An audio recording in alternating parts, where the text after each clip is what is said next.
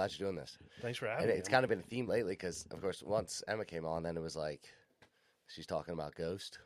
And then I bring Amanda on, and she's into the whole different realm, which did you listen to Amanda's? I listened to part of it. I haven't been able to finish it. I thought it was going to go this whole like witchcrafty way. Like I was even pushing her a little bit on it, being like, "All right, let's talk about the satanic rituals," and she's like, "No, I'm not that kind." Right. And I was like, "Oh," and then it turned into this like really calming, nice, that like light energy podcast that I didn't expect. So yeah, it's kind of been a theme of talking about ghosts and things like that, and that's awesome. Like I'll take it because I enjoy this stuff. Because there's one place I kind of want to start. Oh, okay. All right. When you were in the basement at the tavern, that's in the pit of the Underground Railroad. Yes. That is one place that we do not get a lot of activity. And you went down there and you said, and I'm going to let you tell the story, but you felt a presence there. What did you feel? So it felt like a child. It actually felt like a smaller energy, and it's weird because this has never happened to me. Like I'm what they call an empath. I can feel energies, but I'll never be able to tell you what they are. Like I can be like, there's something here, don't know what it is. So the first time it actually happened was in the basement, and I was like, it feels like a child. What do you mean the first time. So I've been able to feel energies pretty much for my entire life, as far back as I can remember. So you have empath, and then you have your psychics. Your psychic mediums, like Amanda, they can tell you what that energy is. I can just tell you there's an energy here. So when we were down in the basement, that's the first time I was actually able to feel the energy and tell what it was. Now, does something just come to mind that you're like, oh, child's running, that word's running through my mind? No, so the reason, I don't even know why it came up when it just felt like a child energy for some reason. And then I felt something grab my hand when I was down there. I felt my hand get cold, and I felt, it felt like something was grabbing my hand. Like a grip? Almost like, it's like a cobwebby feeling. So they say, the theory is when you're around spirits and like if something passes by you or it touches you, it feels like cobwebs on you, cobwebs on your face. I've had that plenty of times.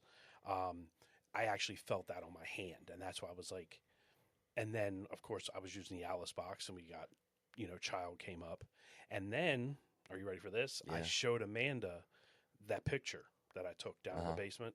I said, I just need you to look at this picture and tell me what you get. And she's like, I get a family or a child. And I'm like, well, that's all I needed to hear because I picked up on a child energy in that basement. I mean, you felt that pretty quickly when you walked into that room. So was that like an exciting moment for you? Oh, absolutely. Does that feel like you've advanced to like level 2? Yeah. I mean, pretty much, yeah. I leveled up. I leveled up that day. Oh, nice, dude. There's a way to open that up, and I haven't really made that, what's the word I'm looking for? Leap. Yeah, made the leap or anything to get to open up. My wife is kind of on the fence about it as well. She has some psychic tendencies. I've told her that. She's got some psychic medium tendencies, and I've told her that. Amanda's told her that. Like if she opens herself up, she's amazing. But me, I'm like, I don't know, because I don't want to be the, paranormal investigator who's also a psychic, and, then to me, it's gimmicky. Okay. So, and people already look at us like we're crazy and, oh, you guys are fakes, blah, blah, blah. I don't want that. And of course, saying that I'm also a psychic as well as, a paranormal investigator. Yeah, you guys can be seen as like the car salesman of the spirit world, dude. Right. You don't want that. Right. I mean, and not for nothing, a lot of these TV shows have done that to us. So. Oh man, I used to love those TV shows, and now it's I feel like as I've gotten older, now I just know that everyone's an actor. Yeah. And it kind of scares me. But that was the first time when I was watching, you pulled out the Alice box, you're sitting in the pit, you said child, and I feel like I was pretty silent for like 10 or 15 minutes just watching you try to communicate. And you were asking questions, and it was answering back answers to your questions. Yeah, that's when it's really good, when you start getting those intelligent responses. It's a great feeling when you can get those intelligent responses, and it backs up things that you've felt or you've researched, and you hear those things repeated. That was the first time I felt like this was real. Really? Yeah. Well, like that like these shows were real. I mean, to a point they are, but not every place you go into is going to be super active right away. Believe me, in the 32 years I've been doing this, I've gone into places. 32 years? 32 years. Wait, time out. You've been doing it. All right, go into that. You've been doing this for 32 years? So I had my first experience when I was 16. Okay. So it scared the crap out of me. I mean, it scared the crap out of me. And I've always been the type of person that if something scares me, I want to learn about it, understand it so it doesn't scare me. So at 16 years old, I had my first experience, scared the crap out of me. And that's when I started researching, learning, reading everything I could, and just started, getting a bunch of knowledge. And then when the big, paranormal investigator ghost hunting boom hit, I was like, oh, this is my calling. This is what I need to do. And I ran with it. So. Do you mind talking about that first experience? So, excuse me. I grew up in Baltimore, and that's where this happened. I was working at Kmart, okay, of all places. I was up in the back stock room by myself, putting some fixtures together. And, you get that feeling somebody's watching you. And, of course, I'm trying to, just ignore it because I'm like, I'm up here by myself. It's at the very far corner of the stock room. Like, it's just creepy, And finally, just about 15 or 20 minutes, it was like it felt like I needed to turn around and look. Not like something was telling me to turn around and look, but it felt like I needed to turn around because there was somebody behind me. So I turned around, and about 8 feet up, there's a hole in the wall. It was about, I don't know, it's probably about a 2 foot by 2 foot hole, square, that the wires ran back for the generator. There was a woman looking at me from that hole. I immediately think it's a homeless person who snuck up into the stockroom to sleep overnight, and because it was fairly early in the morning, and the store had just opened, so what they do is they sneak down the steps and they sneak back out in the store and then leave. So I immediately thought, oh wait, this has happened before. Yes, we've had homeless people sneak. We had homeless people sneak in and sleep, and we've caught them. Okay. So I immediately think it's a homeless person that had snuck up there and was sleeping. And so I run down the steps and I call security. I'm like, hey, we got a homeless woman. She's in the stock room. She's up in the generator room. He's like, well, stay there. I'll be back in a second. So he comes back from his office while I'm standing at the bottom of the steps. Nobody's come down. Is she still there? Oh, you don't see her anymore. As soon as I saw her, I immediately thought it was a homeless person, ran down the steps to call him. What did you see? Just a head? Just a head peeking out of this hole at me. She's just like looking at me, and I was like, I just ran down the steps and called security. He comes back.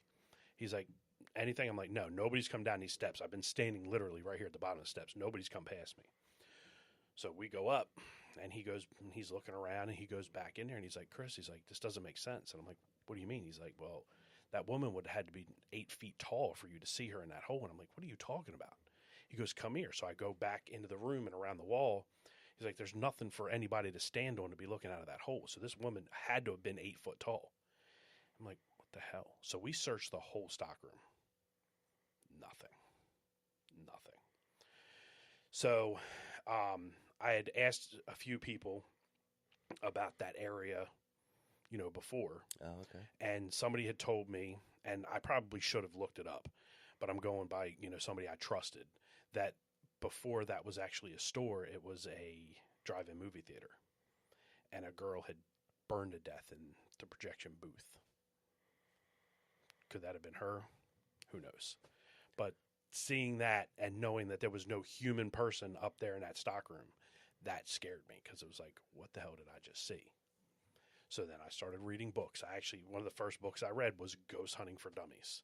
I checked it out of the library at my elementary school, and that's what got me into it, and just, reading as many books as possible on anything ghost stories, anything. Like, I was all about, See, that sounds like that's like the first profound one that you've seen, but you probably would, because to me, when I hear stuff like that, it's like, is it you just finally opened up whatever that is that you have inside you, your emphatic abilities, whatever it is? I honestly, I don't even know. I would imagine that's what did it for me.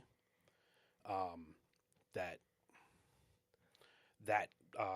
instance or that experience actually opened everything up for me to be able to, feel things around me. Or who knows, maybe I had already done that and just ignored it up until that experience. Do you think she knew?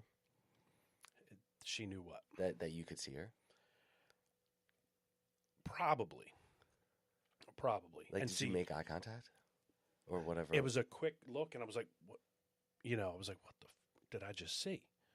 And then I looked back, and she was still there, and I'm like, okay, this has got to be a real person staring at me. Because, of course, back then, when I was 16, I didn't even think, like, I had no... Did it scare you? It did. Did. Did it scare you in the way of like, oh my God, there's someone in the building? Or did it scare you in like inside? You know what I mean? When you see something like that, that different feeling that you get? Mm-hmm. Where you're like, ooh, this isn't normal. This isn't a human. So, actually, both of those happened. At first, it was, there's somebody in the building. God knows what they're going to do to me because I've caught them now. And then when we went through and found out it wasn't a real person, then it was like, oh shit. Like this I really saw a ghost. And it was like, oh shit. Like they are real. And like I said, it scared me so bad. I had to learn everything I could. And there's times now, like I said, 32 years, there's still things that scare me. Things that happen that scare me. Now, have you been chasing like the ghost dragon, like trying to get that first experience again? So the holy grail of paranormal investigating is a full body apparition. If you see one, you capture one, that's the that's the Super Bowl of paranormal investigating. On our tours with Spirits on Mill, we tell about the full body apparition that I saw in Naked Brewing. The little girl who now, because of more investigations and more research, we actually believe to be the little boy that we've been talking to at Naked for, almost 2 years now. So, that was a quick glance, actually twice, that I saw her in the same night. So, or him.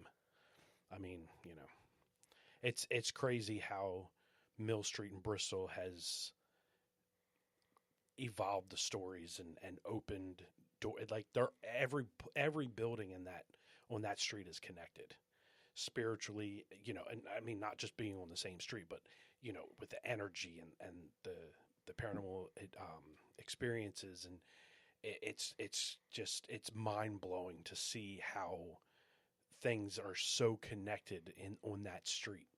But I mean, 1861, 1861. No, 1681. Yeah, sorry, 1681. Man, I did a little. I was like, that's not that long ago, dude. Yeah, no, I think it's older. 1681. Man, how did I do that? My wife will kill me. You just did some dyslexia, dude. Oh man, I know. What the hell? My wife will kill me. She wrote the script. She's like, you hear that every night. Yeah, you do. So, but yeah, 1681. I mean, there's a ton of energy on that street. All right, so you hit the ground rolling 32 years ago. And from that first experience, when's your next one? Oh, geez. Or do you just like you're going to research? Are you the kid at 16 years old that's going into abandoned buildings, searching for this type of thing? I wanted to, but I was afraid of real people. Oh, really? Yeah. So that's still to this day. I won't go into abandoned buildings because of that. I'm not afraid of the ghosts. I'm afraid of the real people that could be in that building and what they're up to and what they could do to me. So I don't fear the dead. I fear the living. It's. I know it's weird. But that's what it is. It's crazy. I will not, unless it's a building that, like we've done White Hill Mansion right over in Jersey. It's abandoned. Nobody lives there, but somebody runs it. It's a historical building. It's, somebody takes care of it. They make sure nobody's in there. So it's, but yeah, I'm not just going to go to some abandoned shopping center and like the Urbex, the Urban Explorers. I never crossed my mind to do that because, again, that first ghost I thought it was a real person, and that, that kind of scared me. I mean, if I'm walking into an abandoned building, I think I'm going to find something that either whether or not it is what I think it is. Just like that feeling of walking into an abandoned building going, all right, this is already creepy. Whatever noise I hear, I'm going to think it's something. Whatever, something out of my peripheral, I'm going to look over and be like, oh, there must have been something. I don't know if I would jump into abandoned buildings either. So is that your thing? Are you only pretty much going into buildings, going into homes, going into areas that are, known for activity? Yes. Okay. Yeah. So when I formed LBPS, it was because I wanted to help the community, and that whole thing has evolved. Help how? Figure out, people experience things. They want to know if it's, if it's a ghost, if it's, their dad, their mom, if it's something that's going to harm them, if it's, something that they really need to worry about. They want to know if they're crazy. Of course, a lot of people up until recently didn't want to talk about their experiences because people would think they were crazy. I mean, people still look at me like I'm crazy. Like, you actually do that? You go hunt these ghosts? And I'm like, well, yes and no. Like, I don't consider it hunting. Yeah, that's a tough word to use. Yeah. But that was the big boom, was ghost hunting. I mean, Ghost Hunters was the first, TV show that came out, and then it was Ghost Adventures, and you had the Tennessee Wraith Tracers who did, I can't even think, they have Haunted Towns. They have a bunch of different shows that they've done. You got Project Fear, or Destination Fear at one point. It's now Project Fear. Kindred Spirits. I mean, you've got them, the Ghost Brothers. Like, you've got a ton. Paranormal State. They were the kids from PA that were doing things. So it's the big boom was ghost hunting. That's what they called it. Wait, well, how long ago did you start LBPS? So LBPS came about in 2022. I moved to Pennsylvania. Oh, so you were doing it for 28 years before you... Yeah. So I'd run with a few teams in Jersey. My mentor still, to this day, I talk to him every once in a while. That was actually the first team that I could say I was a part of, was his team. Jumps, Jersey Unique Minds Paranormal Society. He taught me a lot, about the team aspect, because it was just kind of like me doing my thing and trying to figure things out. He taught me a lot about the team aspect, and he actually, I can't believe I'm going to admit this, he actually made me cry right before the tour started this year. He sent me a message and told me how proud he was of me. That, he's like, it takes a lot. He's like, I've been doing this 18 years with the team. He's like, look at what you've done in the short period of time you guys, he's like, you hit the ground running. Things are blowing up for you. I'm so proud of you. And I'm like, we got to get back together. I got to investigate with you at least one more time. So we're trying to work that out right now. But you start doing this 32 years ago, and when do you start buying equipment, things like that too? Actually, I didn't buy equipment until the early 2000s. Yeah. I mean, that's still a long time ago. Yeah. And what's the first piece of equipment you're buying? An EMF meter. That's the one that makes like the white noise? The EMF meter is the little handheld box that has the green to red lights. It's about this long. It's got the button in the on the top that you push. Why is that the first one you're buying? Because it was the cheapest. I'm not gonna lie. It was like $10, and I mean that's. Is that the holy grail of the pieces of equipment? That was the simplest form of the equipment, because spirits are made of energy. So if I walk into a building that there's no electric, or there's no electric that should be in an area, okay, and then this shows spikes, what's going on here? There shouldn't be anything here, and now my meter's spiking. And then it's progressed to REM pods, which are almost the same thing. They just beep and make noise and light up, and flashlights and everything, and then now, there's been more and more advances in the technology and the equipment that, it's crazy, because I didn't own a camera really until, I didn't own a camera up until recently. Like, everything I used was for the teams. It's weird that I'd never really owned a video camera. Like, I'd taken pictures, but not, a video camera. And I just went with what I felt and my EMF meter for the longest time. So, I mean... Have you ever caught anything on camera? Yes. Apparitions? Not apparitions, no. All right, so what about like orbs? Orbs are a big thing in the paranormal community. Yeah, explain them. So, orbs that you capture on camera, a lot of the camera manufacturers are now telling people that your security cameras, even your phone, anything that has a flash, anything that's going to record, they're not ghost hunting. They're not ghost hunting equipment, because IR light, even light that you can't see, the IR, from night vision cameras, will reflect off of dust particles, airborne, bugs, anything, and they show up as orbs on camera. Even moisture will show up as orbs on camera. A real orb you will see with your naked eye before you capture on camera, and they are glowing balls of light. Up until this day, and there's been plenty of people that I've had this conversation with on Facebook. I've been banned from a ton of Facebook groups because I try to tell people the truth and they don't like it. What is the truth? What do you mean? So the truth is, with orbs, I have still yet to see somebody, and I don't think it's ever going to be possible. I mean, not in probably the next 5 or 10 years. I mean, down the road maybe, but there's been no correlation between orbs and spirits. Ooh, you're going to... that's not... People aren't going to agree with that. There's been zero correlation between orbs and spirits. The only thing that connects orbs and spirits is energy. Orbs are balls of energy. Spirits are energy. I'm not saying that orbs aren't spirits, but I'm also not saying that orbs are spirits. There has been no proof that orbs are spirits. So people can argue with me, but until somebody shows me proof that an orb is a spirit, that's what I'm going to stand by. Yeah, but maybe it's like the... How do I put this? But like, it is the conductor of what the spirit is, right? It's what the spirit can feed off of a little bit. So it kind of takes it with it. Correct. Mm-hmm. So I don't know much about orbs. I just know that it's, that's a word that goes around. And I think the movie Ghost, right? Like they're an orb, right? And then they become an apparition. Have you ever seen Ghost? Patrick Swayze Ghost? Yeah. Oh, geez. I saw it, but it's been...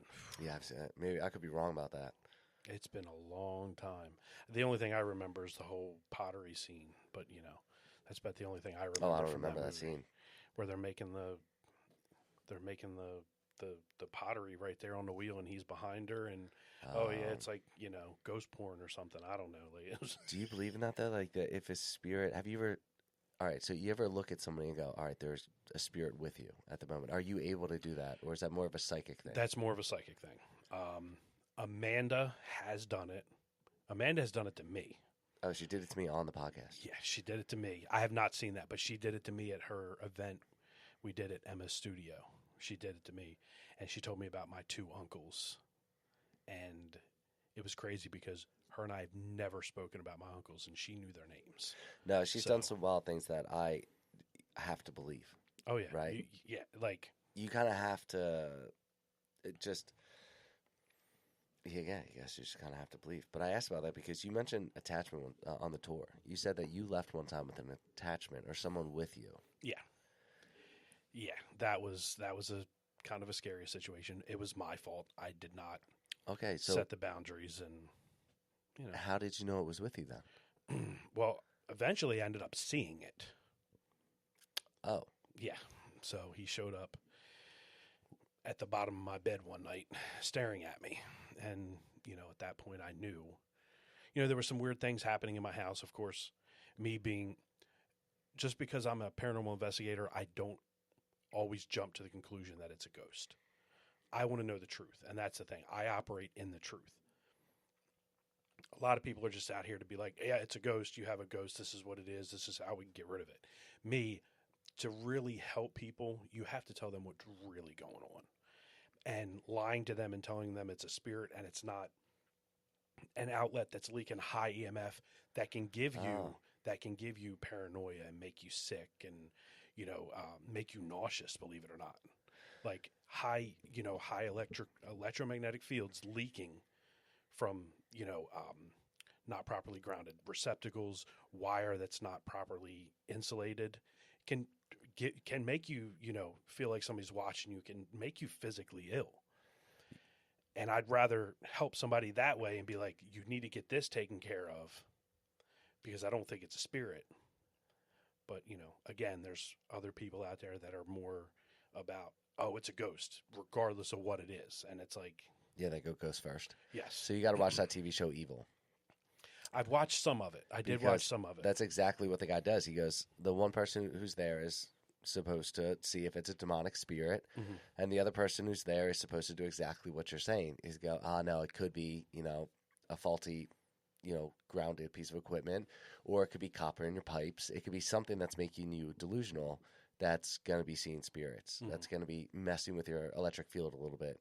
So, like, that's awesome that he said that, because I've never heard anybody else come say what the person who's the skeptic in the show is supposed to be doing. But see, my first real experience, I shared it on podcast before, but where it was the most real experience for me. I'm laying in my bed in Georgia, and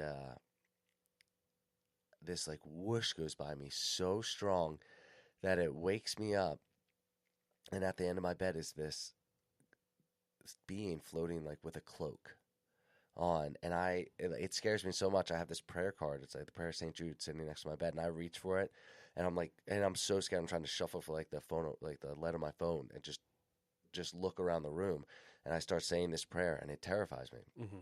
And then it shows up again, and it's right at the end of my bed, and I'm like, Jesus, this is not good. Now I'm like 2 years sober at the time, and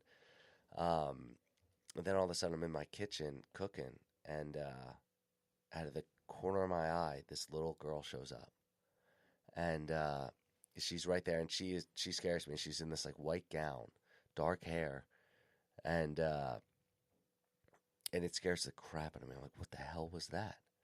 And now this being, it scared me enough I called this woman in Florida that I had worked with in like 2010 or so, and I was like, there's a spirit following me. I don't know what it is, and she refers me to this book called like The Unliving Dead or something, and I'll get the name of that book. I gotta read it. I've never actually read it. I should, because she's told me to read it so many times. But and then I end up moving down to Florida shortly after, and this spirit follows me down to Florida, and now it's at the end of my bed again, and this same thing it's got, and I can't. What I remember the most is like somewhat of like red eyes and this cloak, and I'm like, all right, this scares me. Now it's at the end of my bed again in Florida, and now it's really scared me.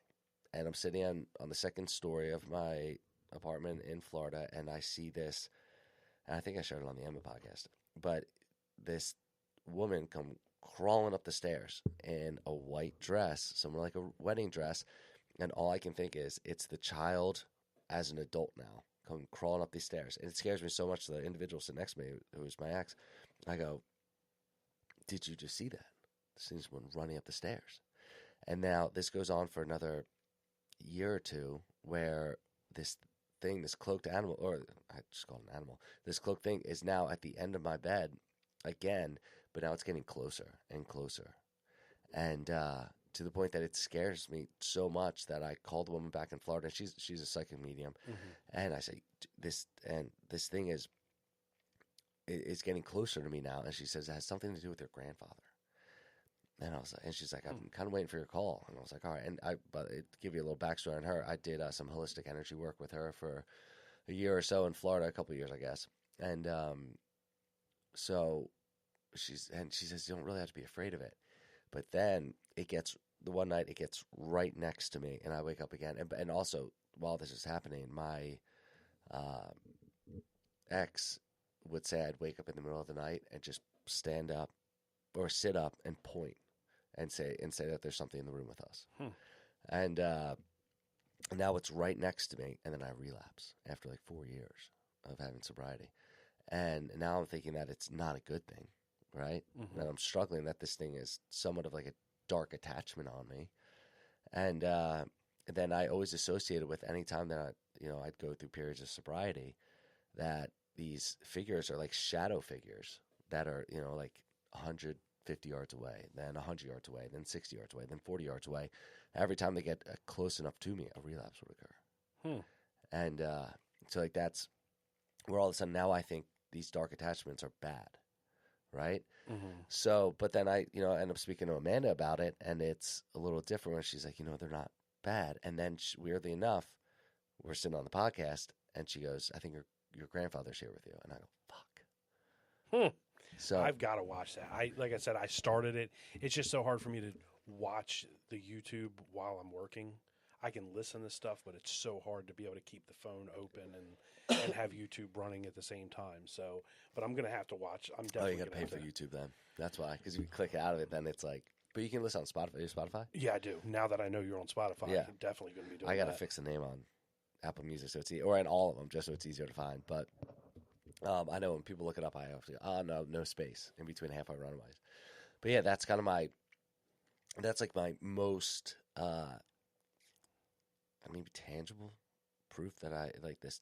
I've had spiritual stuff, and then I do talk about other stuff. I don't know if I've talked about it on there, but where I've done a lot of drugs, right? And now that just opens up your spiritual, realm, whatever it is, your energy. That then I go into like these dark, scary spirits that I've seen that are not good. But it was obviously fueled by things that were not good. So now it's weird. I don't know if it's been a little closed off, or but I can still feel people's. It may be similar to you, where I can like feel people's energy, but I don't really have like the same experience of like seeing energy anymore, or at least right now. Yeah. So something just came into my head, and I want to ask some questions before I go into it. Go for it. Did you ever find out what the connection was with your grandfather? What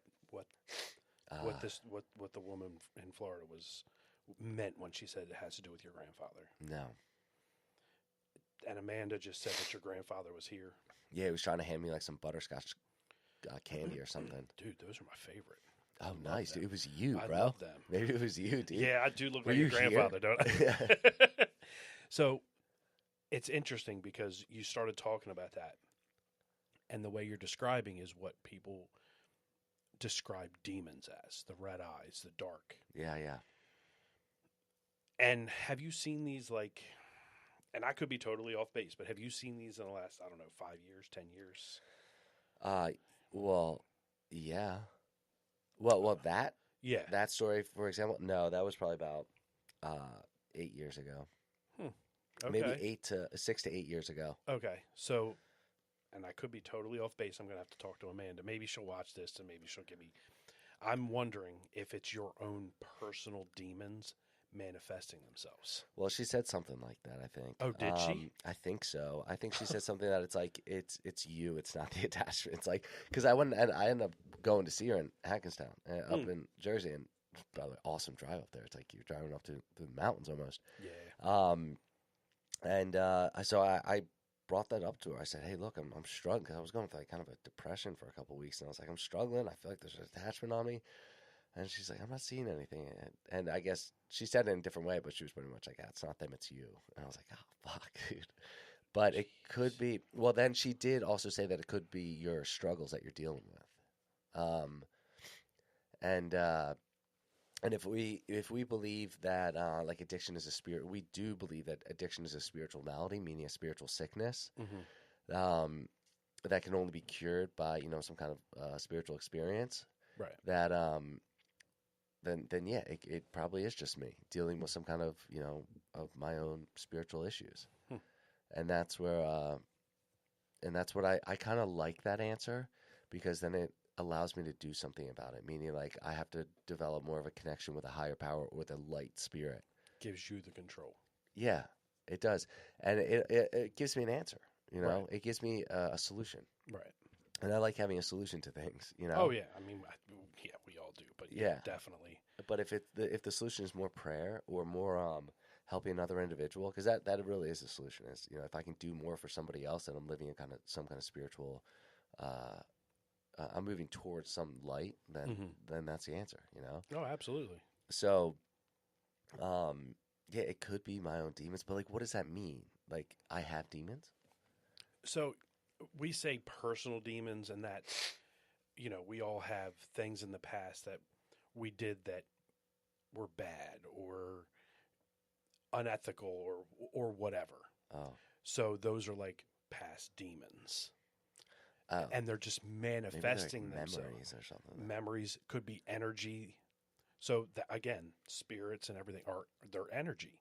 The energy could be the energy from your memories and everything could be, and again, I could be totally off base. This isn't my area of expertise, but it could be manifesting into these horrible demons that you're seeing. They're actually your personal demons are manifesting as real demons. I could be totally off base, but I find it interesting that Amanda even said something to that effect, and that's, now I'm mind blown because like I'm seeing a whole other side. Maybe you're more than you thought you were. Maybe. I mean, well, if you believe what she says, that we all have this ability. It's just some of it's maybe been blocked off, mm-hmm. like our pineal gland's been blocked, right? Like wherever that third eye comes through, that we can tap into these psychic abilities. It's just we're closed off to it, and I think we are even more closed off. Just with, if you're talking about energy around us now, like these phones are always around us, just closing it off, mm-hmm. it off, or even when we start to feel the ability a little bit, we immediately just go right to this when we want a little dose of dopamine, or we want a little dose of, I'm feeling sad, let me pick mm-hmm. this up, and I'm obviously a victim to it too. But that also closes off, I think, the abilities that I like to maybe tap into. And that's why they say children are more open to spirits. Yeah, because they don't get cell phones till they're 12. Yeah, I get it. But no. Well, now it's like 6 or 7. I know. You just said it, can't dude. believe You I just fucking said it. Dude, it's not you. It's everyone. And I don't know if we've always been saying it that way. Oh, my God. We should just end it now that you just said that. Well, that's it, guys. Sorry. No, but it's dude. No, I hear everybody saying it now, and we don't say 5, 6, or 7, 8. Everyone's going. Maybe it's age of 6 or 7, or I'll meet you at 6 or 7. It's just, dude. Have you heard like the demonic belief to that now? No. Some people are. I mean, anyone will touch a conspiracy, make anything a conspiracy, right? But yeah, there's this whole thing now that it could be demonic, right? People like to go there, right? Yeah, I mean, everything's a demon to some people. I mean, yeah. Why isn't it? Yeah, I guess. I can tell you, in the 32 years of me doing this, no way. You never I've seen a demon? never come across a demon. I'm not saying they don't exist. I'm saying I've never come across one. Now I've come across some. How would you know? Because I don't think so. There's been a few that I've come across that have been mischievous, angry, but nothing that I felt like my life was in danger. Okay, so angry doesn't mean demon, so that's a good point. Right. Right. Because we have, I have this belief that however you were in life, that's how you are in death. So if you're an angry person in life, you're going to be an angry spirit. Oh, that sucks. Oh, man. Just think if you had like IBS as a real person. Oh, you're going to have IBS as a ghost. Yeah, but they're not eating. Yeah, but you just have ghost poop everywhere. Have irritable ghost syndrome. Is that what it is, dude? Okay, dude. We just got off track there. Dude, that would suck, man. I got to take care of all my shit now, bro. Literally, right? Yeah. I didn't mean to say that. But, all right, so you've come across angry or irritable ghosts? Mm-hmm.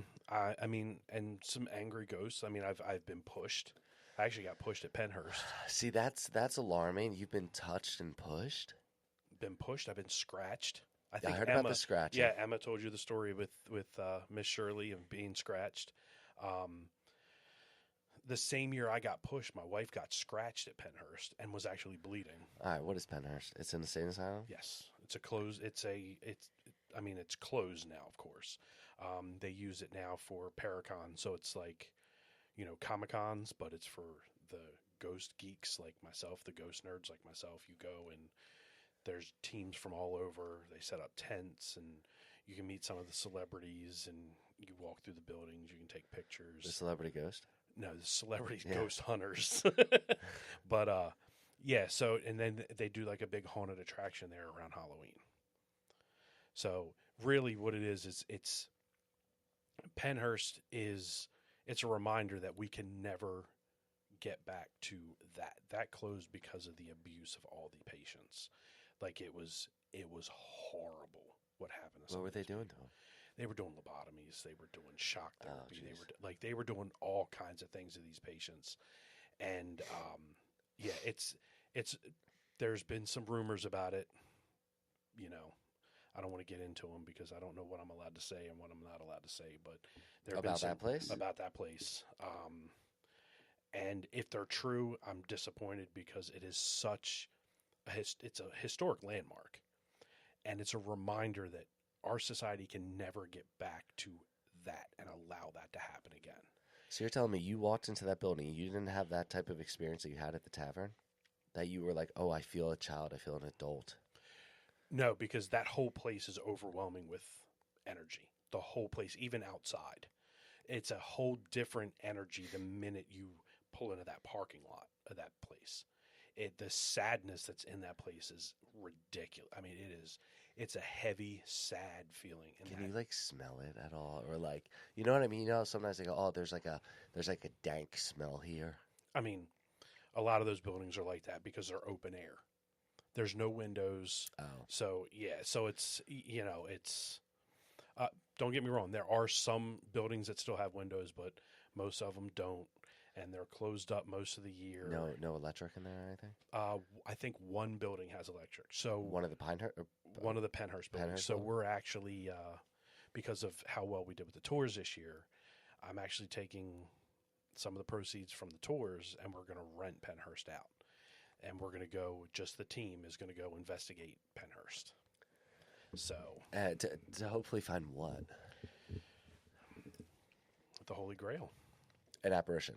Mm-hmm. I mean, that's, at the end of the day, that's, you know, on that side of it, you know, my goal is to capture a full body apparition.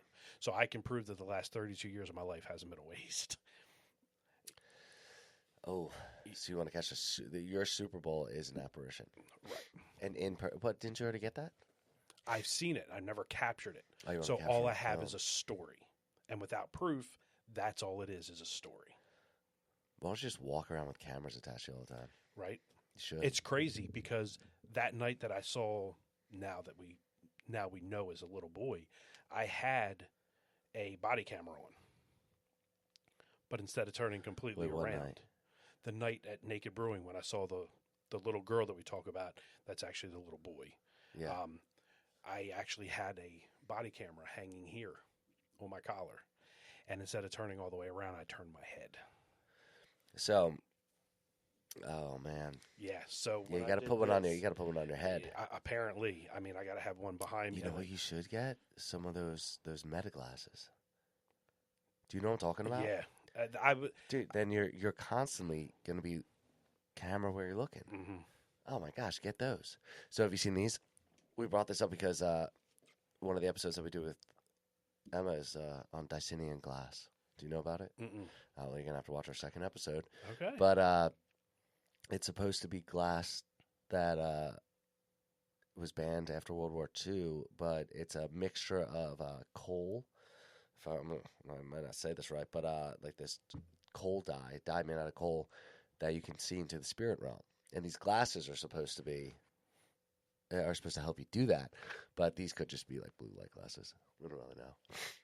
Wait a second. I may have heard about these. So they brought it back in like 2010. If you watch the whole episode, Emma does a good job of talking about it. You see anything? No, it's. You didn't see me? I mean, no? Oh, okay, you see me? Wait, okay. No, I don't. What? Are you even real? No, see, I'm in the opposite realm. Oh, okay. Yeah. I disappear in the spirit realm. Emma's holding out on me. She didn't tell me about this. Oh, maybe she just found out. Emma? No. Yeah. I told you. She was waiting for the episode to come out. Yeah, so but you are really the first one to, at least to the best of my knowledge, and I don't want to say anything else about the tavern. I want you to go in there as a clean slate, right? So I'm not gonna, but I guess that one thing I'll tell you is best of my knowledge that you are the first one to really talk about anything down in the pit. So that convinced me enough that I'm going to spend the night with you guys. Good. Yeah. Good. And see what... We're going to hang out as long as we can. Yeah, no, it'll be fun. it's a Friday, so we'll see. My winter vacation actually starts that night. So perfect way to start your winter vacation. 5 p.m. I am on vacation until January 5th. Oh, they give you a long vacation then. Well, yes and no. I got to use 5 days, but I get 2 weeks. Are you just gonna be ghost hunting the whole time? I wish, but no. We. You enjoy it that much? Oh yeah, you would do it every day. If I could figure out a way to draw a paycheck off of this and do this full time, I would. Well, aren't you? So here's my dilemma with that. I don't charge people for investigations. If I come to your house, I don't charge. Okay, go ahead. Because to me, charging somebody, you have to be able to prove a service has been done. And with paranormal investigating, there are times that you'll go to a place and you will capture nothing. That's not saying the place isn't haunted. That's just saying that night, nothing wanted to come out, nothing wanted to speak, nothing wanted to show itself. So how can I say, well, you owe me $300 for hanging out at your house for 4 hours or 6 hours? So I can't bring myself to charge somebody for that. Oh man, I guess like if someone wants you to investigate their home, would you want like a week at their house? I mean, that 2 or 3 days is probably. That's why we like to go back, because 2 or 3 occasions being in a place is best, in my opinion, just because, with Naked, we've done Naked Brewing twice. So we learned some stuff the first investigation that we went back the second investigation and tried to, put into play and ask more questions about to get more answers. So ideally, 2 or 3 days, 2 or 3 different investigations. They don't even have to be consecutive days, in my opinion. Because if you learn something the first investigation, or you pick something up the first investigation, you go back for the second investigation, you have some information that you've learned that maybe you can put out there and see if you can get more information or more of a connection that way. Well, that's like, why is the spirit more active when it is? You know what I mean? Like, why is it, it could be because maybe you can go into this, the different times spirits are active. Maybe it is memory. Like, maybe spirits are active more around this time of year in this building. And it could just be a memory that's held in, like, if Emma was saying stuff like held in, like, the wood. So that's a residual haunting. Residual is that energy that's trapped. So it's like a movie being played over and over and over again. Like watching the same, TikTok for 15 times, 20 times. It's that same thing playing on a loop. The energy playing, it's the energy stuck there. Could be, again, like Emma said, in the wood. That's where a lot of the smells and stuff come in, phantom smells or energy that's trapped in a building or in a space. And then again, you have your intelligent that interact with you. But yeah, there could be, who knows, at 4 p.m., Grandma Mimi over here could have walked up and down these steps into the kitchen to start cooking dinner for 70 years. And now somebody who moved into this house is seeing this old woman walk down the stairs at 4 p.m. That's a residual haunting. She doesn't know you're there. She's just reliving that one part of her life. Yeah, that's like that movie, The Others. I know you said you saw it. Yeah. That was a crazy movie. I was not expecting that. That threw me for a loop. I was like, oh, damn. That the spirits are, or the people are the spirits and the spirits are the people. Yeah. It was crazy. All right, so give me some good stories. Good stories. If you're walking in, like, if you were to go in this and go, all right, through my 32 years, this is my favorite, maybe this is my most disturbing, or this is my most, like, light, being like, all right, this was a very positive experience that I had with the spirit. Or maybe this is one that I go, I never want to go back to that place. Okay. Let's see.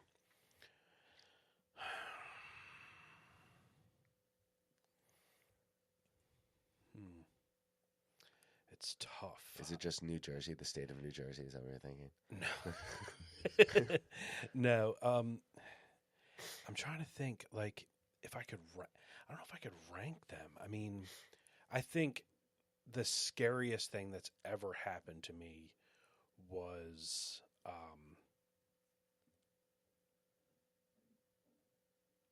probably the Pennhurst thing where I got pushed. I didn't tell anybody that it scared me, but that push literally felt like somebody physically pushed me. From the front or the back? From the back. And I was actually standing up against a wall, and I felt my backpack lift up as they pushed me. Oh, wow. Yeah, so that was a lot of energy. And it scared me a little bit because I was like, wow, like that is a lot. How far did it push you? I took 2 steps, maybe 3 steps. I mean, that's because we were standing there, and one of the girls had an Alice box, and she's like, oh, it's telling you need to leave. It says leave. And I'm like, well, if they want me to leave, they can make me leave. And I don't know, 2 minutes later, it felt like, and I was standing up against a wall, probably this close to the wall, and it felt like something lifted my backpack up and pushed me forward. That was a scary situation, but I'm ready to go back.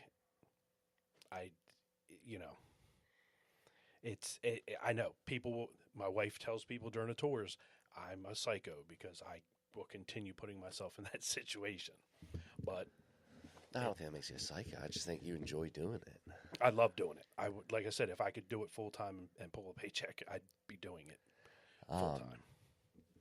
I mean, if you have that Alice box out, someone tells you to go leave. I mean, it literally says leave or don't be here, or what does it say? Depends. It could say go, leave, don't be here. There could be. So we've actually upgraded to now we have an Ovilus, which is something that I've wanted. It was just a really expensive piece of equipment, but we had money left over from the tours last year. We talked about it. Me and my management team talked about it. And we were like, yeah, if we're going to start doing events, public events, this is a piece of equipment that everybody that's into the ghost, in the ghost hunting world knows what this piece of equipment is and what it does. Are you filming this? What's that? Are you starting to film this when you go into play? Like, can you film Pennhurst? Yes. We're running into an issue with that right now because they don't have a whole lot of electric. And that place is so huge that our camera system that we have right now isn't going to work. I don't have, miles of Ethernet cable to run from my base station to my cameras. So we're going to have to look at, my mentor hit me up and was telling me about these body cams that his team invested in and that every investigator wears. Clips it right here. It's all right. It's got the IR light already built in. What is IR? Infrared. Oh. So it's night vision. Oh. And it, of course, records audio and video. So wearing them, it sees whatever you see, as long as you don't just turn your head like I did. You have to turn your whole body. You have to wear it right here. I guess. I mean, but that thing, it's, I don't know, Yeah. But, as long as the camera sees it. Yeah, good. Right? Nobody cares what you look like.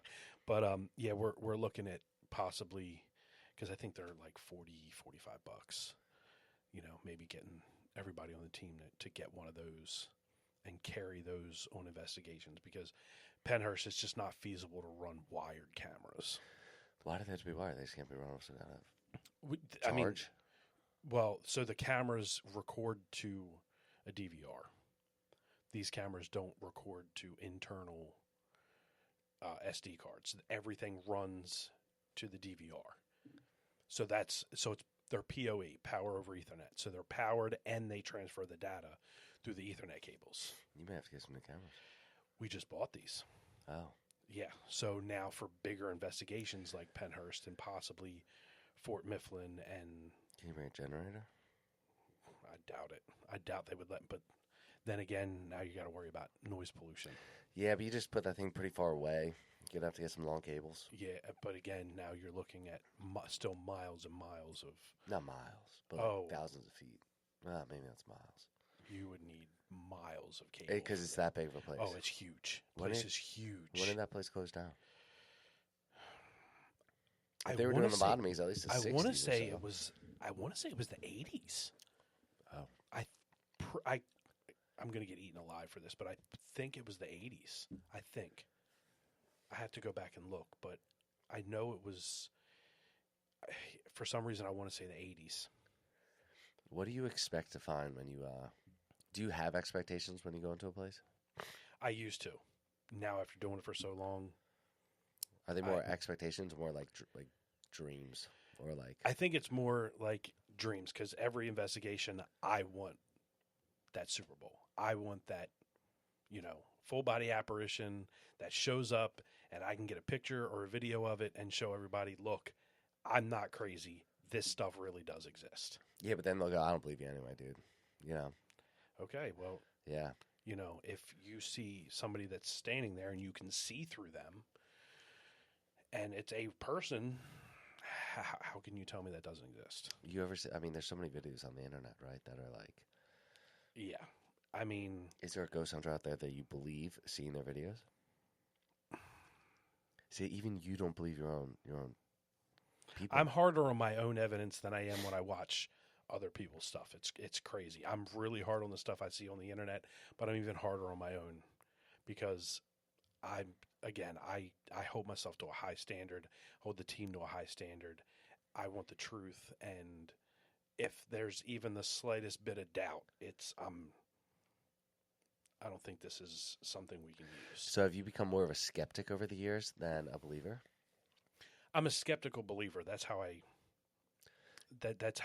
I call myself. I'm a skeptical believer. I believe that this exists, but I'm also very skeptical of the things that I capture until I get that smoking gun or that Super Bowl or, until I get something that nobody can dispute. Now, of course, people can dispute anything, but if in 32 years, the knowledge that I've amassed, and I'm not saying I know everything, but if I can't look at something that I've captured and go, well, it could have been this or it could have been that.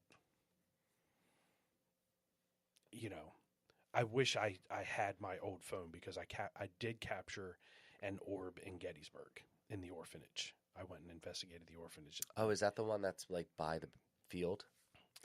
I think I've heard about this orphanage. Yeah, so it's actually right across the street from the Jenny Wade house. Is that the one that turned into a infirmary during the war? Mm-hmm. I believe so. So I actually saw the orb. So I had my phone and I was videoing like this, and I saw the orb on the up against the wall, and I actually captured it on my phone. Oh, you saw it with so your I naked saw eye. I saw it with my naked eye, and that's how I knew it was an orb, because I saw it and I just happened to have my camera, and it looks like a flash of light that just goes across the wall. So then why don't you believe in orbs have energy? So orbs are energy. I don't know if orbs are spirits. There's been no correlation. And I don't know how you prove that. I don't know how you can prove that orbs are spirits. They're made up of the same thing, but there's been, people are like, oh, look at that picture of that orb. I see a face in it. Well, that's pareidolia. That's What's pareidolia? So pareidolia is something that your brain does. It tries to make patterns out of things that aren't really there. So it's like when you look up in the clouds and you see a turtle. It's a cloud, but it looks like a turtle. Your mind's trying to make sense of it and makes it. Oh, if you look long enough you're going to see something. Right. And that's the thing. When you zoom in on a picture, it gets pixelated and it gets out of focus, and then things start looking like, oh, that looks like a person, or that looks like, a face, or that looks like this or that. So especially spirit hunted, man. If I'm in the basement of the tavern sometimes and I hear something, I look at it. If I stare long enough, all of a sudden it's there. Mm-hmm. Now that's maybe it's there, I just had to look harder, or maybe it's just I want to see it, mm-hmm. And then it just starts showing up, and I go, oh, what is that shadow? What is that? And then it's there. But maybe it is. Maybe you just have to look harder. You got to focus. Maybe that is me tapping into, decalcifying whatever I need, my third eye to be able to see it. Maybe that is part of the practice. Yeah, again, like you said, you look hard enough, you start seeing things. That's part of the reason the equipment has evolved as much as it has. If you stare at something long enough in a dark room, the shadows look like they're moving. Things look like they're moving. That's why we have that laser grid. Well, if you put a laser grid out and something blocks and you see a shadow move and that laser grid... Have you ever caught anything on that? We actually, at Bristol Antiques, we have what looks like something kind of pops out real quick into the laser grid and back in. And nobody was in the basement when we had the laser grid. Did you catch it on camera? We did. It's so tough to see. Like, you have to, like, really, really look at it. And I'm like, I don't know if that's evidence that I want to say we caught a shadow figure. It's definitely something that moved. It's just, again, like, you have to look. This is me being so hard on my own evidence. Like, I saw what looked like somebody or something just kind of popped out real quick and blocked out some of the light. But it's like, to me, that's not evidence. Again, that's me being hard on my own stuff. I'm very hard on my own stuff. It's crazy. All right, then, if you're going to bring your one piece of equipment that you believe in the most, what are you bringing? What is your equipment? Go through it real quick. Your grid light? I have a grid light. I have an EMF meter. I have a REM pod. Actually, I have a few REM pods. I have that REM lantern. It's a REM pod. It just lights up. It doesn't. Actually, this one plays music. But we have that spirit bell. And that spirit bell I just bought when we went up and did the Lizzie Borden house. You did Lizzie Borden. I didn't investigate there. We did a tour. I want to investigate, but... How's she doing? You know. Is she going to go to the spirit realm angry now, dude? Yeah, I think so. Goddamn IBS, dude. The spirit bell is a pretty cool piece of equipment. I didn't know how it worked till I actually took it apart because ours broke. And it's actually an EMF meter. It works off of EMF. So it rings when the EMF gets high enough to trigger the mechanism. I mean, that's the basics. So there has to be enough energy around it for it to ring. Right. Okay. So now again, the problem with that is any electrical components you have, your phones, anything like that, could cause a rise in EMF. When we show the EMF meter at Bristol Antiques, I was standing there on the street with it, and people are like, "Look at it, it's going off. Like, why is it?" And it was pegged to red, and they're like, "Why?" There's a transformer right above my head. Well, there you go. That's why the EMF meter's going off. And that's, But when you do baseline sweeps of a building and you don't get anything when you do a baseline sweep, and then later you go in, and it's like, there was nothing here in this space. I was getting zeros here. Now I'm, pegged to the red. Something's going on. Yeah, but, like, can you feel that? Sometimes. I mean, I felt it a few times.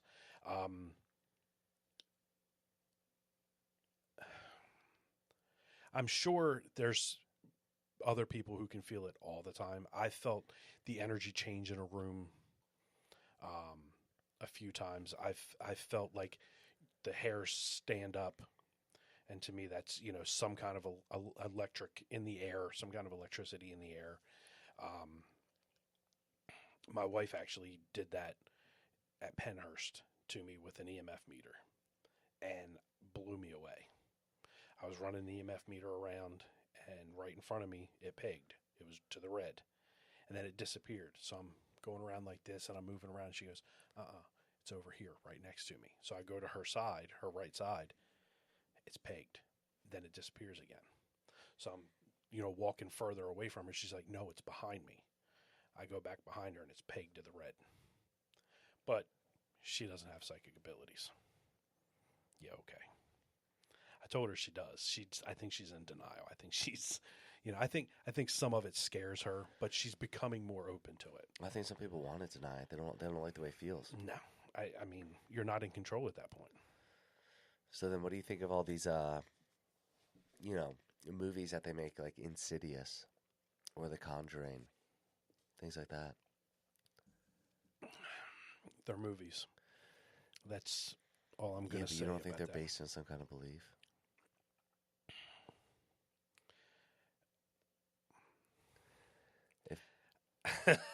I'm trying to stay neutral in this one. I have some beliefs about the Warrens. Yes. some things that I've heard that, if they're true, it's pretty disgusting. Emma talked about it online. It's, I try to stay diplomatic about that whole situation until I have, proof of what happened. But, some of the stuff that has come out is kind of disturbing. And it's like, if that's really happened, I've heard, the thing about the Amityville haunting. Wait, were the Warrens part of the Amityville? Like, yeah, then, that's the story that they were part of it. But I've heard that whole situation was faked. The murders actually happened, but yeah, the guy murdered his family, right? But everything after that was. They said it was like a dark spirit or some kind of demonic entity that was attached to him. Yeah, but I thought he said that.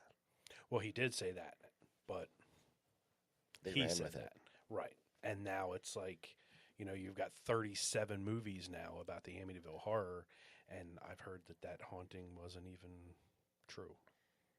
What happened, where he killed his family, was true, but everything after that. And again, I can't.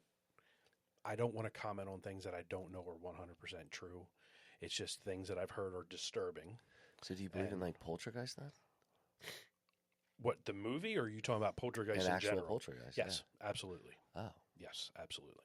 Why? Why absolutely? So poltergeist is German for noisy spirit. Okay. That's where, they're moving. So whenever something gets moved or you have knocking or anything like that, that's a poltergeist. I've heard knocks. I've seen things move. I absolutely 100% believe in poltergeists. It's not like demonic thing that they made the movie about. Right. It's not. You ever hear the weird happenings of with that movie after it was made? Yes. All those crazy, the little girl dying, and yeah, it was. I'm not sure what to think about that. Like, coincidence, maybe one or two things, but when you have a laundry list of things that keep happening around that movie, now you got to look at it and go, I don't know if that's a coincidence or not. Yeah, but like, do you know the story of Mary Magdalene? About the 7 demons that were attached to her? Mm-mm. So this is in the Bible. Huh. Mary Magdalene is not who we're told she is, right? She wasn't this prostitute, all that. Maybe she was, but she wasn't what we're told that she is. But when Nicodemus, I think it was, went to go find her in the Red Quarter in Capernaum, where she lived, there were 7 demons that she was talking to. And that they were attached to her. And he was so scared that he couldn't get them out of her. And Nicodemus was like a high priest. And it was when Jesus found her that he was able to cast out all the 7 demons that were attached to her. And and her name was Lilith. Yeah. So that's why I think that these demonic attachments, things like that, are possibly real. I mean, this is like, have you ever seen Nefarious? Mm-mm. Oh, I've talked about this before too. It's a good movie. You should watch it. It's with the guy from Boondock Saints. You ever watch Boondock Saints? No. You've never watched Boondock Saints, No, bro? Do you know what it is? I've heard of it, yeah. Like, and I get a lot of shit for not watching. Oh, bro, go watch Boondock Saints, dude. It's like the 2 guys who just want to be like vigilantes, but they're these 2 Irish guys in like New York or something. Yeah. And yeah, so they start going after like mob bosses and stuff. Oh, dude, and Willem Dafoe's in it. Okay. So good. Oh yeah, I'll have to. Willem Dafoe's like this flamboyant detective who's supposed to find them. I've got a couple of days off now, so. Oh, watch Boondock Saints. The first one's good. The second one's First one's good. Okay. But Nefarious is about this, and it's not giving it away because it happens right away. This psychiatrist kills himself, jumps out of like a multi-story building, and he was the psychiatrist to a man who was sitting in prison on death row, and he was supposed to find out if he was sane enough to get the death penalty or take life in prison. And now a new psychiatrist has to take his place and go question the guy in jail. And the whole time in his writing, the one psychiatrist's writings is the guy believes that, the one in jail believes that there's dark attachments on him. and there's somebody else controlling his mind, and the demon's name is Nefarious. And you gotta watch it. So the whole movie is really just two guys talking, but it's so good. And I like those kind of movies when they're so simple, but the story is, I don't need a big It's crazy. I don't need a big production. If you can tell a good story, that's the movie's good then. If it's just two dudes talking the whole time, right? Like you got to read Interview with the Devil or Outwitting the Devil. Okay. I believe this movie was heavily based off this book, but it's by Napoleon Hill, the guy who wrote like Think and Grow Rich, like stuff like that. But it's a whole interview that he has with the devil, and it's a little book, and you will believe maybe there's a demonic realm out there after a movie like that, or the book, or just reading the Bible. Mm-hmm. Now, I'm not saying that demons don't exist. I'm saying that I've never come across one. Yeah. So maybe they're afraid of you, dude. I highly doubt that. I mean, from what I've heard, how they act, and I don't know. I'm not sure. Like, I'm not like, oh, I want to experience that, because I really don't. But yeah, probably best you don't. Yeah, because at the I'd end be of the afraid day, of like some attachment that's going to follow. It's going to come with me. Right. I've definitely had a feeling where I'm like, ooh, like even working late at night at the tavern sometimes, I'm like, God, like it scared me a little bit, being like, I don't want to take it, because I feel like I'm open to it. I'm open to something getting on me. Set a boundary. How do I do that? As simple as saying, after every investigation, I say this for the entire team. When we're done, we're packed up, and we're getting ready to leave. I'm like, thank you for interacting with us. Thank you for communicating with us. We had such a great night. As much as we enjoyed, communicating with you, this is where it ends. You're not welcome to come with us. You have to stay here. And that's how you set a boundary. And it's crazy because spirits will respect a boundary quicker than a real person will. Well, I mean, that says a lot then, that it's like the power of your word. Yeah, I've never thought of having to set a boundary. I mean, a prayer's a boundary, probably. Mm-hmm. Yeah, it is. It absolutely God help is. me. Yeah, absolutely is. So. I mean, yeah. Like I said, I do it after every investigation. I thank the spirits, and I tell them that they're not welcome to come with me. As much as I liked interacting with them that night. You think they're like, shit. Like, damn it. I don't know who'd want to come hang out with me afterwards, but, hey. What? All you're going to do is watch me sleep. Like, Like they packed a bag, they're ready to go. Yeah, dude. like they're like, damn it, he won't let me go. I was Oh, going to hop in the back seat. Go back inside. Right. He said we can't go, Yeah, dude. Damn it. I mean, like I said, I didn't do that once and something showed up. It showed up at my house. And what do you get? Oh, wait, did you say he was in the shower with you? So I took a shower that night, and I had the hot water running, and I felt really cold. And I'm like, maybe I'm getting sick. There I am with the... He was like massaging the shoulders and stuff. Oh, God. Like, I mean, this dude saw me naked. He watched me go to the bathroom. Like, no, that's disturbing. I mean, then he was in my attic. He was in your attic? I heard something running around in my attic. And then a couple of nights later is when I saw him staying at the bottom of my bed. Oh. So, yeah. And what did he look like? 30s, dark hair, beard. Oh, wait, you saw like missing, skin? Missing half his face. Oh, wait, what? Because he had... See, this is stuff I want to hear. What do you mean? So he had committed suicide. That's how he died. It was the woman's brother. She told me that he had passed away in the house, but that was it. Didn't give me details. So when I called her, I was like, I need to ask you a question, and I don't want to get too personal, but how did your brother die? And she told me. And I'm like, well, he is here at my house. She's like, oh, I was wondering why things haven't been happening here. I'm like, oh, because... Did you have to bring him back? Yeah, and I didn't know what to do. I was like, how do I do this? Did you get in the car and get in, buckle the seatbelt? I'm like, you're coming with me. I'm taking you back where you belong. I didn't know if it was going to work, but I'm like, I was desperate. I had to figure something out. I'm like, you're coming with me. I'm taking you back where you go. And I drove over and I'm like, look, here, he's yours. I know it sounds crazy, but it worked. Like I never saw Did him she after that. welcome him back? Not my problem.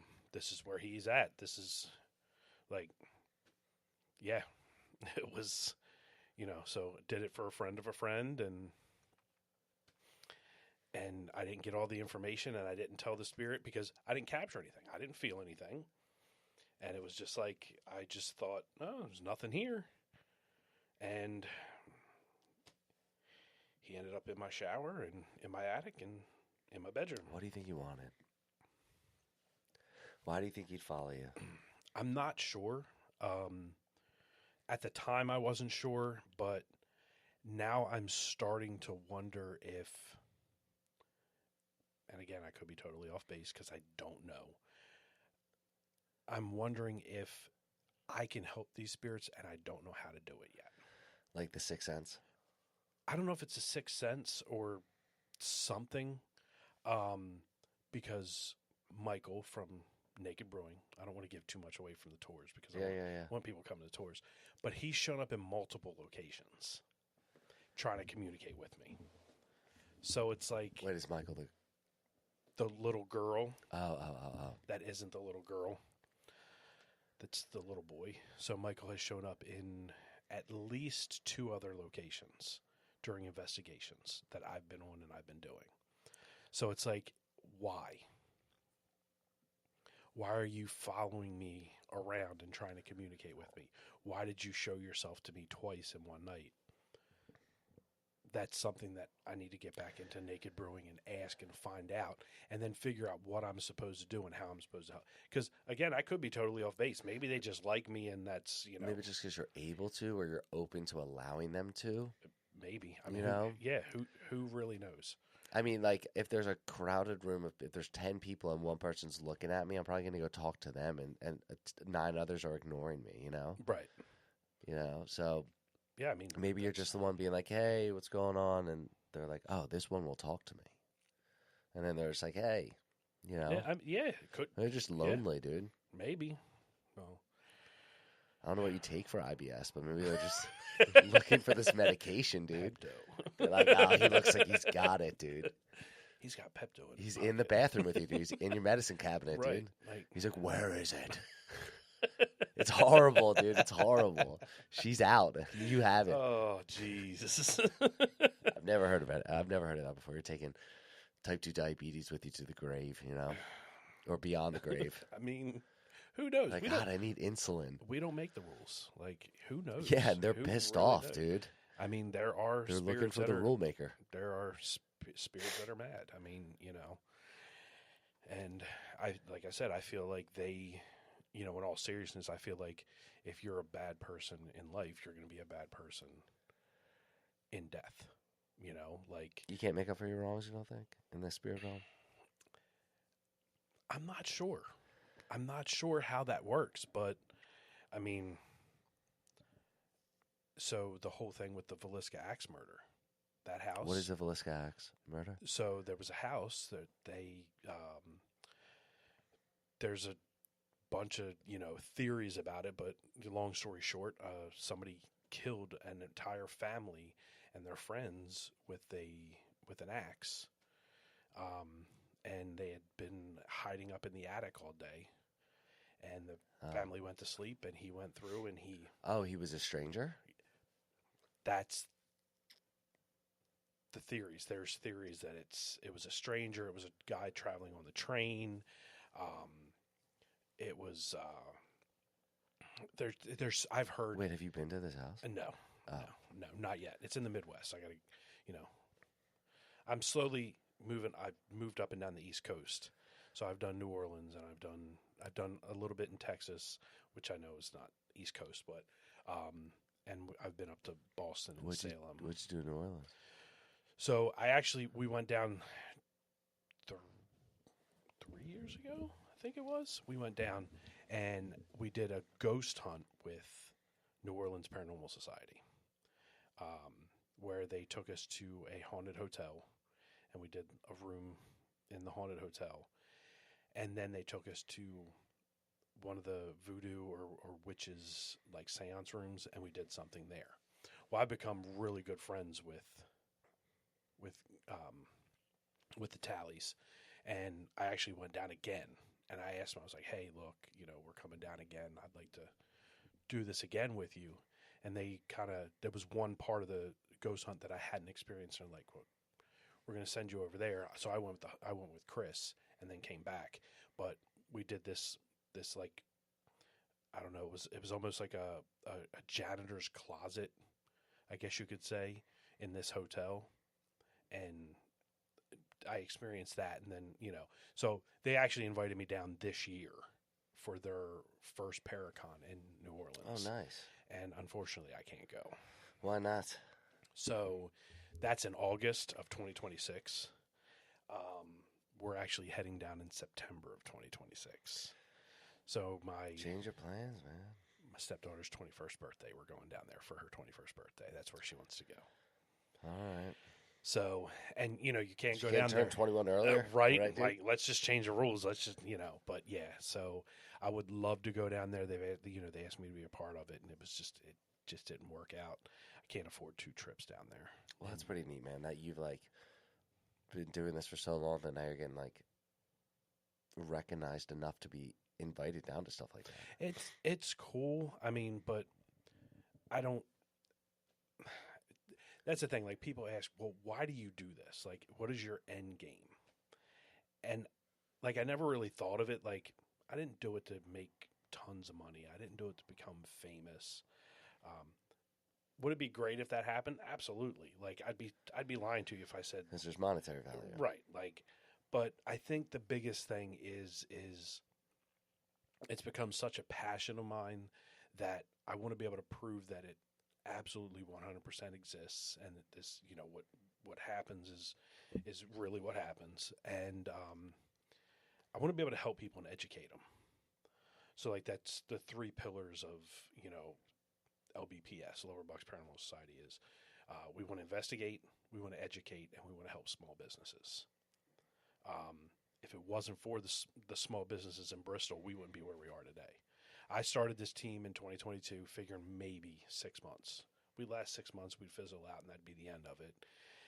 And here we are coming up on 4 years, and we are stronger than we are. We're so busy, and it's awesome. Like, it's I'd never expected us to get this big. I never expected to get, and like the whole famous part of it, people don't know me as, Chris from LBPS. I'm known in Bristol. People see me, that's the ghost guy.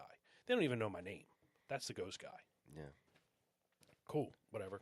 That's fine. Call me whatever you want. Like, at the end of the day, my thing is I want to educate people. I want to help people. And because of the tours and stuff like that, more avenues have opened up. We've got events coming up. We've got, we're offering some events to bars and businesses that we can do some things with, partner with, and make money for the business and us a little bit, and some more exposure for us to get more investigations, to help more people, to get us out there. I mean, the only way that I could see myself making any money off of this is if I end up monetizing YouTube, because I don't know how I would draw a paycheck. Like I said, I can't charge somebody for hanging out at their house. So it's one big passion project. It is. That's well, as I learn to try to monetize YouTube, I'll try to teach you as well. Yeah, try to do it. I got to get some followers. I think we have like 11. Okay. I only have 2 videos up, but we got to create some other pages, play some other social media pages. Well, we have, and then clip. We have everything. So we have Facebook, Instagram, TikTok, YouTube, Twitch. We've actually tried to. Dude, there's some ghosts on Twitch. Ever see them? You know what I'm talking about? No. Oh, there'll be like a ghost, like some guy will be streaming on Twitch, and all of a sudden the ghost is in the background. Yeah, dude. Yeah. I've seen videos like I've seen them on YouTube. I didn't realize it was on Twitch, but we're trying to live stream our investigations. We're trying to figure out. Mike. That could be a lot of bandwidth, bro. Like it could be. We're trying to work on. Stream it. We're trying to work on how that works. The goal is to have LBPS, that Twitch channel, host and have 4 lead investigators with cameras streaming to that host, and then people can click on whichever investigator they want to watch and watch it full screen. That's the goal. Whether or not that actually works because of Wi-Fi and because of, cellular signal and stuff like that, it's going to be tough. Mike's been working on it. I'm sure he knows about the stuff like the switchboards and everything. Yeah, everything's got to be mobile. That's the problem. Yeah. Everything's got to be mobile. He's worked on it. Let me tell you, this guy, if it wasn't for Mike, I'd be completely lost. This man knows so much about tech, it's ridiculous. That's cool. And he's pulling his hair out trying to figure it out. And he works a full-time job. And he's got kids. But this man, he is right there trying to figure it out. And he's like, I'm sorry, I don't have time. I'm like, don't apologize. Dude, we all have, at the end of the day, we all have real lives. I get it. Nobody's getting paid for this. I get it. But Mike's been with me since the beginning. Mike was one of the first members we had, and dude, he's a great asset, and he's become a great friend. He really has. So, sounds like an awesome way to wrap this up. You got anything else to say? No, I appreciate you having me on. I appreciate you doing this. I enjoyed it. I know we've been trying for a little while. Yeah, it's been at least a month and a half, I think, since you came out for the tours. Yeah, well, this is my new group of people that I'm gonna, the new batch of podcasts I'm putting out. So I really, really appreciate you doing this, dude. No Good problem. luck with the tours and everything, man. It was a fun time. It was awesome. I appreciate that. I appreciate that. It was a good time. I really appreciate this. Hopefully, on the 19th, we I'll be there. We get you to experience something that Yeah, you'll just see me in the corner talking to something, dude. Just trying to hand out Pepto-Bismol, dude. I was told that you might have IBS. So Jesus Christ! You just see me with a stash, dude. Popping up, dude. Look, I don't know if it's chewables, right. Yeah, dude. Look, man, I was told this might be a problem. Jesus, dude. I appreciate you doing this. Thank you. Thanks, man.